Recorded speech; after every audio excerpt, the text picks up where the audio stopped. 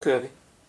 Pibirøvfløjter, det er keramiske figurfløjter, og navnet, det danske navn for dem, pibirøvfløjte, har noget at gøre med den jyske pibirøvhest. Der er mange, der kender en talemåde, der hedder, du kan få en pibirøvhest. Og den stammer fra, at når det unge par var på markedet, hvor pigen ville have en dyr kjole, så sagde karlen, du kan få en pibirøvfløjte. Men det er jo ikke korrekt beskrivelse, fordi at den der fløjte, den kan jeg lige give den en lyd.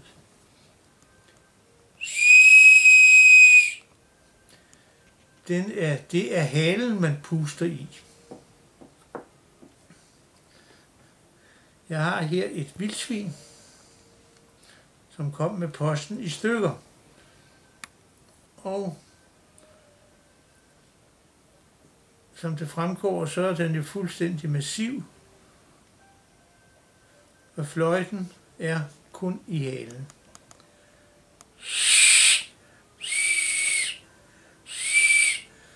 Så det rigtige navn, det ville være pust i hale gris. Men det er jo ikke så morsomt som det andet.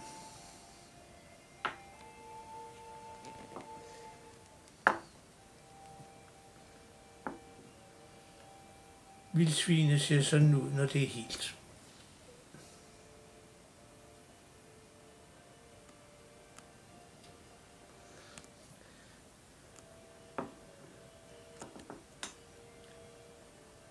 Her kommer en hest fra Ukraine, og den er hul. Så der er et hulrum inde i, hvor tonen kan dannes, og man puster stadigvæk i halen, men lyden kommer ud, hvor røvhullet sidder.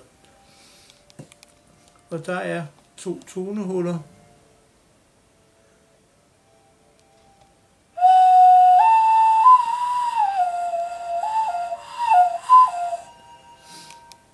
Ja.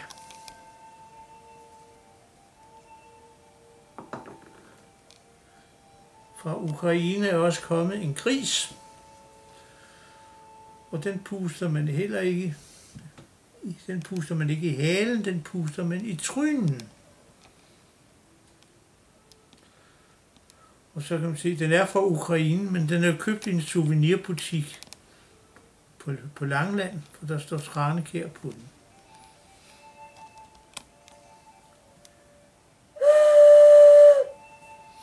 Så sådan siger det. Så den næste, det er en lille engel fra Mexico.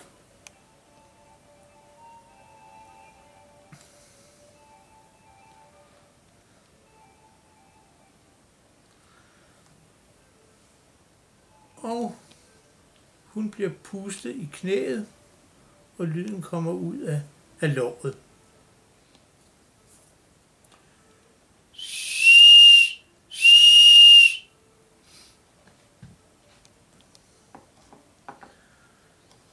Og så kommer et stort nummer fra Peru. Et helt orkester. Og hver musikant har en fløjte i nakken.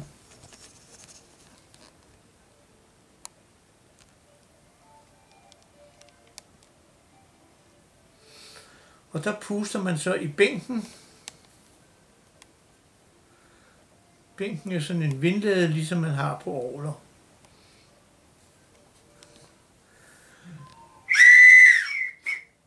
Ja, så er jeg ikke mere værd.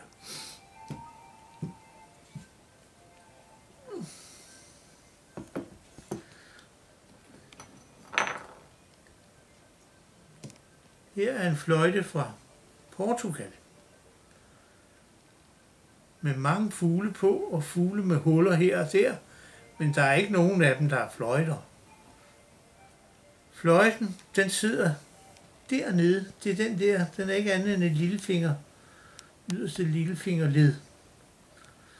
Så det skulle fløjte, og det kunne den også gøre, men den er altså i stykker, så den siger ikke noget.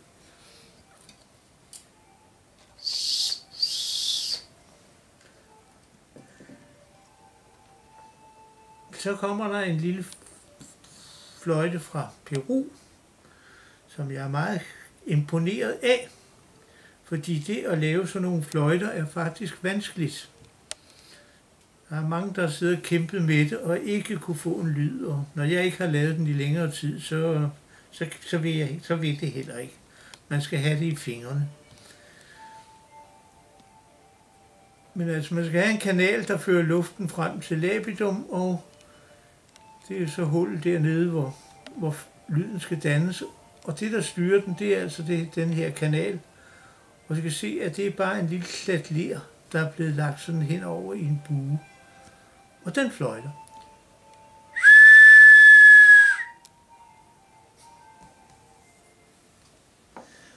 Og det var en høj lyd, fordi det er en lille fløjte. Så har jeg en stor fløjte her op fra Liseleje.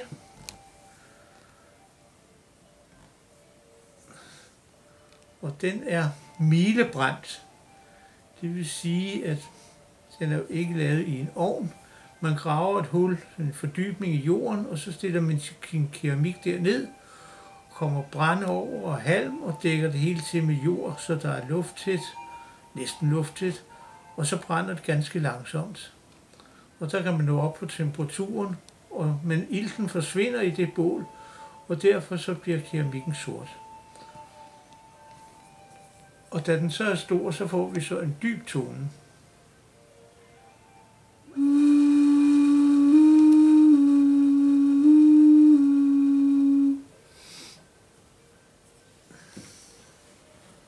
Se, de fløjter jo alle sammen, altså om det er en hest eller en gris eller en...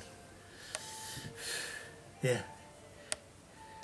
og det kan være alt muligt, så siger de jo ikke, altså hestefløjten siger ikke som en hest, og grisfløjten siger ikke som en gris, de fløjter alle sammen. Men der er en her fra Japan, jeg har, og den er speciel ved, at den siger som en due. Puster i halen, og lyden dannes der.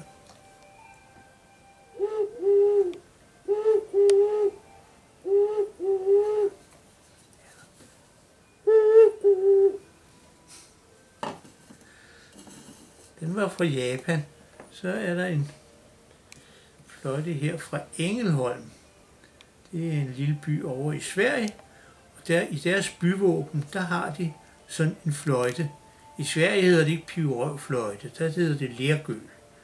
Og det er altså ligegyldigt, om det er en hund eller en elefant, så er det lergøl. Ligesom at man siger pibelrøvhester om alle mulige danske fløjter. Og de har det i byvåbnet, og der er et børneorkester i uniformer, som trækker op på torvet om lørdag middag, og spiller på lerjøke. Der er ikke særlig god lyd i. Så jeg tager den her, det er keramikeren i byen, der lavede en ved årtusindskiftet med guld på. Så.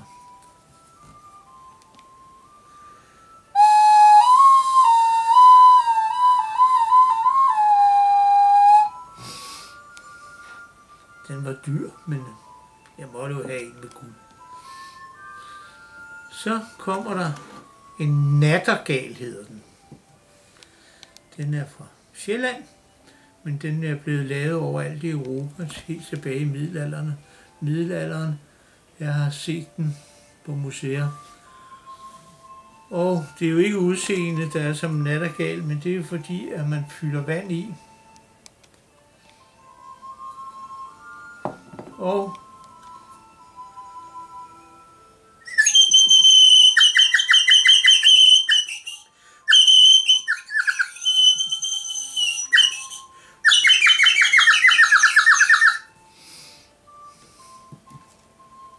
ja,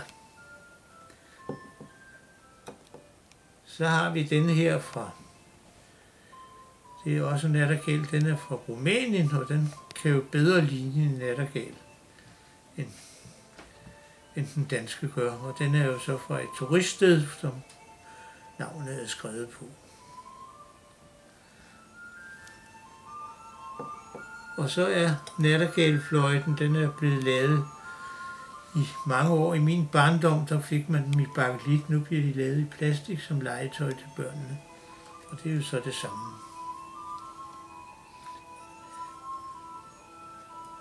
Ja. Og så, jeg har en samling på 542 fløjter. Og så er der en, der lever op til navnet Pibirøvfløjte. Det er den her fugl fra Peru. Lyden kommer ud af nakken på den, og jeg puster hernede.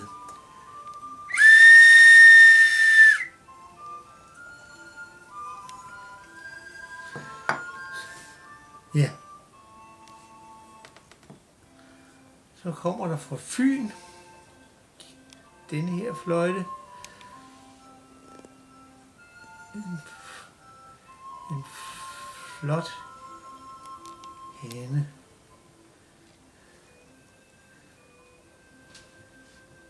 Men inden jeg skulle spille på den, så skulle jeg jo egentlig vise jer,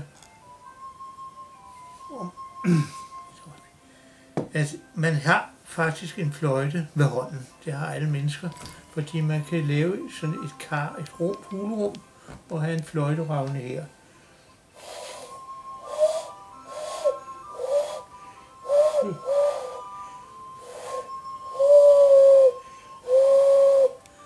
Ja, og så kan man løfte fingrene og få forskellige toner ud af det, hvis man er dygtig musiker.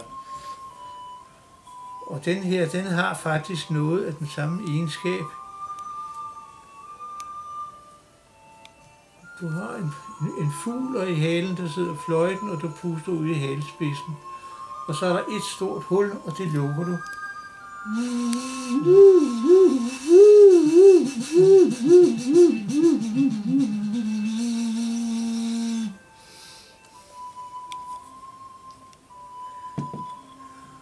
Hvornår man har fundet på fløjten, det er jo ikke godt at vide. Men det kan være den første hulrumskarfløjte, som sådan nogen her hedder. At det har været en valnød, som en mus har knædet et hul i. Og der er en, der har samlet den op og sidder og puster hen over den, og så kom lyden.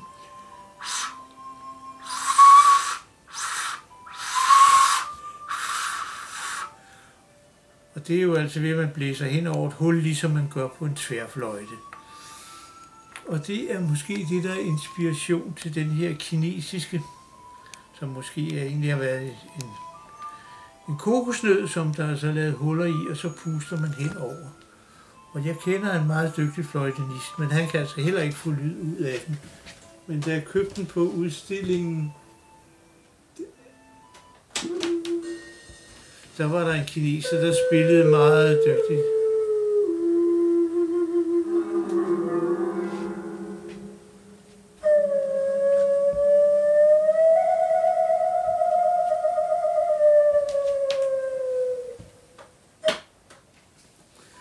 Spillede på den.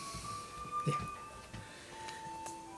Og det er altså svært at spille sådan hen over sådan et hul, så derfor har man jo så lavet blokfløjten.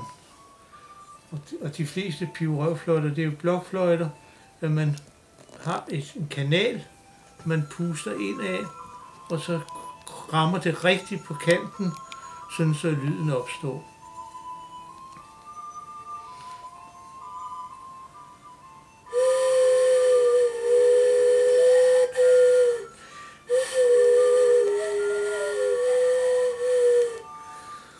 Den her, det er et museumskopi fra Mexico, og den har jo altså den specielle, at de er ikke samme størrelse fløjter, og når så man blæser dem samtidig, så får man det der vibrerende tone. Og det er så den gamle. Det her, det er så en moderne souvenirfløjte. Og den er altså ikke lavet så kunstfærdig. De har lavet nogle meget kunstfærdige fløjter i Mexico, og de har været brugt som gravgaver, og sikkert også meget til forskellige religiøse handlinger. Men man kan, altså det meste af det vi har og ser, det er jo legetøj, og det er sådan nips souvenir. Men der er jo lavet lerinstrumenter. Og der i Italien for 150 år siden, der var der en mand, der lavede den her, der hedder en ocarina. Og det betyder lille gos, fordi det ligner den. Og det er også en blokfløjte, puster ind der, og lyden dannes der, og så er der huller, så man kan få de forskellige toner. Og de findes i ganske små, og de findes kæmpe store, så der har været orkestre i Italien, der har spillet udelukkende på disse her fløjter.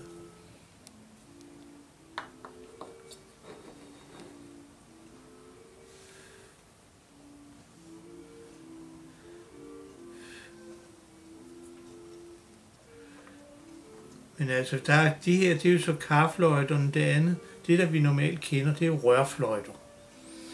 Og hvornår de første er fra, det ved vi jo heller ikke, for det kan bare være et rør. Og nu skal jeg se, om jeg kan ramme det rigtigt, så jeg kan...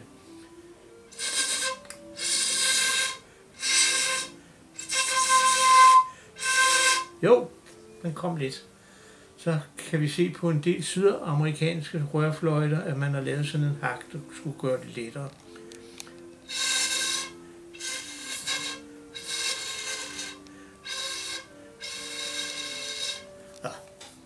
Det ville det ikke. Men altså, jeg kan jo godt blæse ind over et hul, og det kan de fleste jo.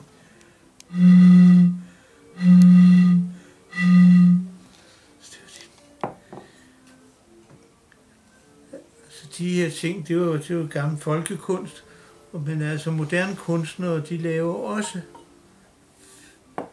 fløjter. Og der er en her fra Balkan.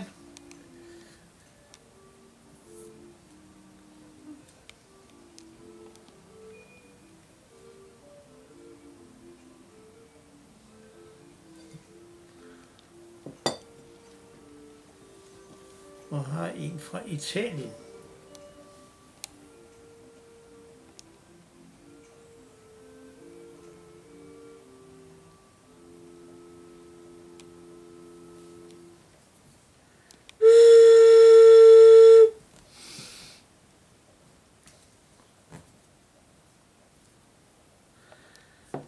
Men det kan jo knive med vejret efterhånden, når man puster meget, så man vil have andre til at puste for sig. Og her der er sådan en fløjte, den er ikke af keramik, den er træ. Men den bliver altså sat i halen på en due. Så derfor kan man jo godt sige, at det er sådan noget af en piberøvfløjte. Så har de spændt det på, og så sender de duen op og flyve. Og så går vinden hen over de huller, og så fløjter den. Og det synes menneskene er sjovt. Om duen gør det, det er jo så en anden historie.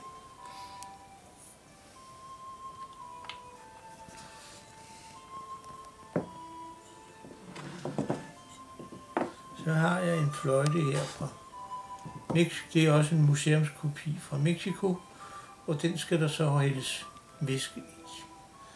Det er jo meget muligt, det er nogle religiøse handlinger, man har skulle drikke. Og så drikker man.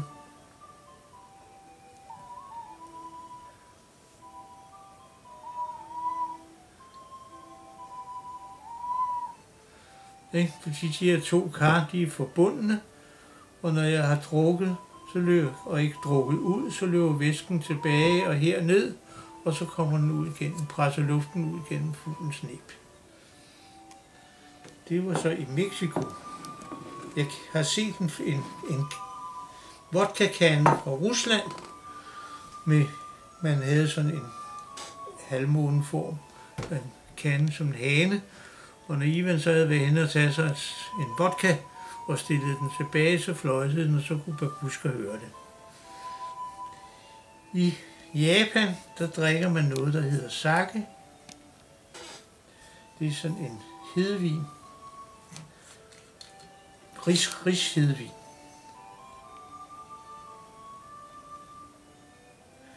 Og de hælder ikke vinen i sig, de slubrer den op. Og så gør man det, der sidder et lille rør på siden. Og det skal man have ind i munden, når man slubrer sin vin op.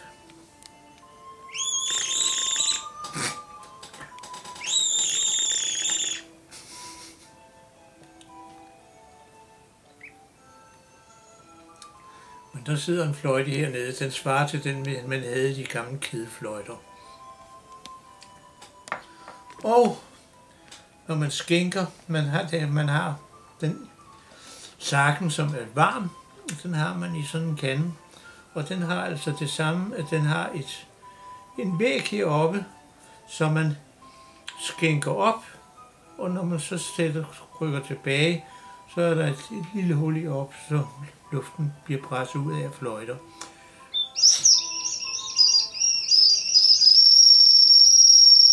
Ja, skål.